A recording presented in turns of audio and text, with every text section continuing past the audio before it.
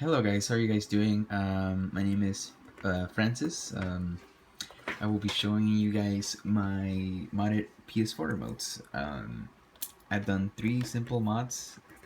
Well, one of them is not so simple. But I just want to give you some ideas on what you can do to your PlayStation 4 remote to play better, not necessarily to look better. As you can see, I haven't really customized the paint job on this or anything. Another thing I want to note is that I already opened the remotes and I don't want to close it just for this video. Um, anyway, so here are the mods. The first one, and I guess the most important one, I guess you can say, is the scuf-like paddles that I added.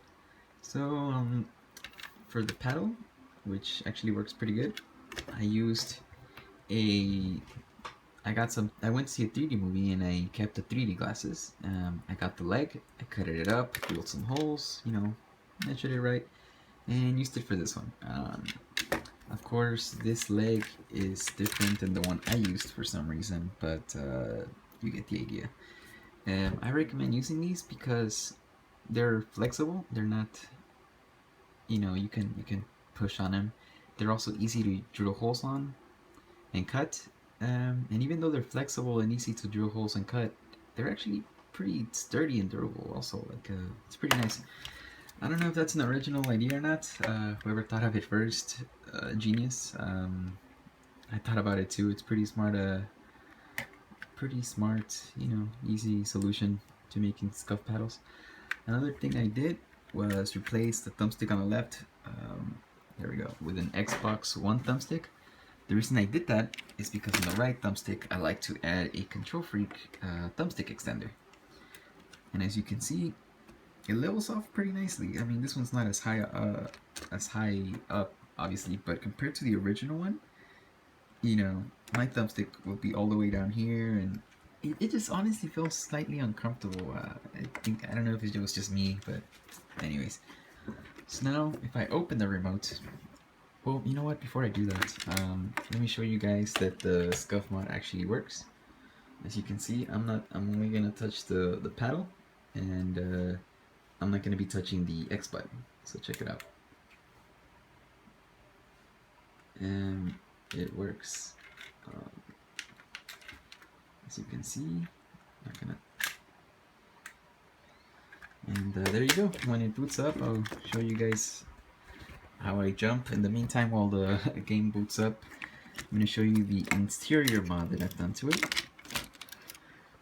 One of the biggest complaints for the PlayStation 4 DualShock 4 battery, is that the battery life sucks.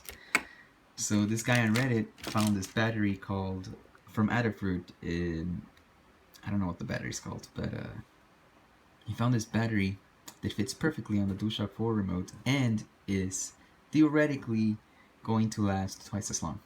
This is 2000 milliamp hours. The original one right here is only 1000. Again, theoretically, it should last twice as long. I haven't tested it, so I can't vouch for it. Some people have said it does last a long time, which is great because if you're like a weekend gamer like I am and place hours at end, you don't want to be sitting close to your console recharging it, or perhaps you don't have a second remote to rely on. So, good option. Very straightforward install. When you get it, you do have to switch these wires around. The details are on the article, so I'll just leave that at that. Another thing I did, well, I guess now I'll talk about the scuff remote mod. As you can see, it's all hot glued in there, so I can't really show you exactly what I did because I'm scared I'll mess something up. But basically, I scraped off some points on the circuit board. I soldered in a wire. Once I made sure that I had a good connection, I hot glued it. I'm sorry. I found the ground connection over here. Again, I soldered it in, hot glued it. Yeah, then I used the tactile switch over here.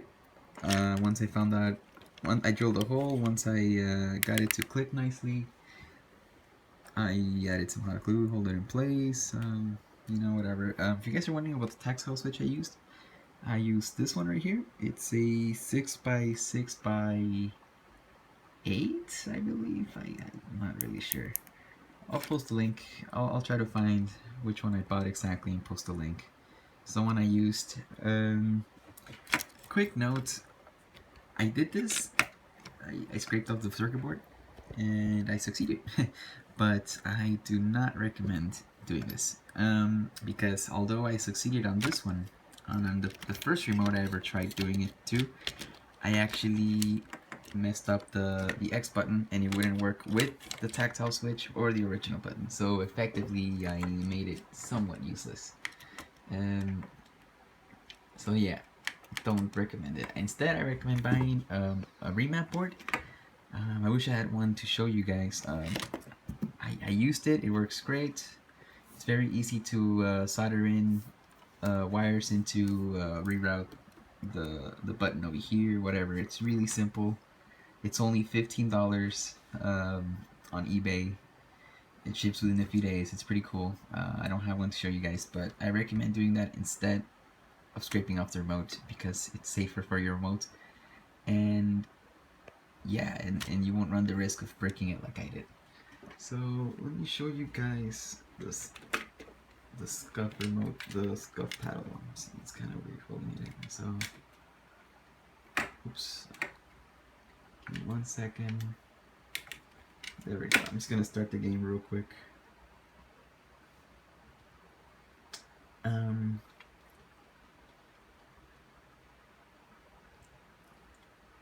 Yeah, maybe you guys would want to fast forward this part. It's yeah, I should have had this already ready when I started recording the video. I didn't really think about showing you guys, but I just want to prove that it works, just in case some people don't think it's either possible or that I actually did it. But yeah, I guess while it's loading, I should note that if you are gonna do this scuf mod, you need the right tools, you need patience, and you need a good soldering iron also. Yeah, it's ready. Hold up. So I'm gonna see if I can position this. Okay, there. I'm not pressing the X button. I'm only pressing the paddle. So let me hold on. And it's kind of hard with just one hand. There we go.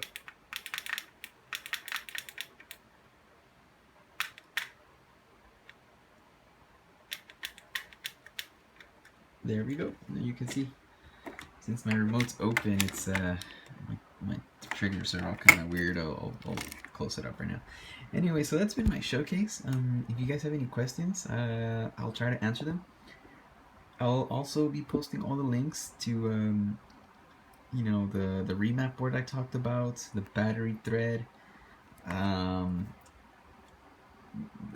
the battery. I had a hard time finding it when I first started looking for it. I couldn't find it, and I guess it sells out pretty quickly. I don't know. So hopefully you guys find it. I'll link you guys to the eBay post where I bought it from. Hopefully when you guys want to buy it, it's available.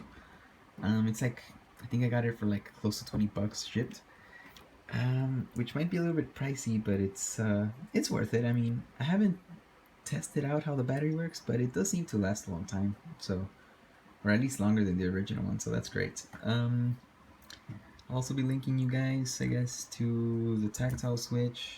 Maybe a video on how to open this. Oops, my bad. So thanks for checking out the video, guys. So catch you guys later.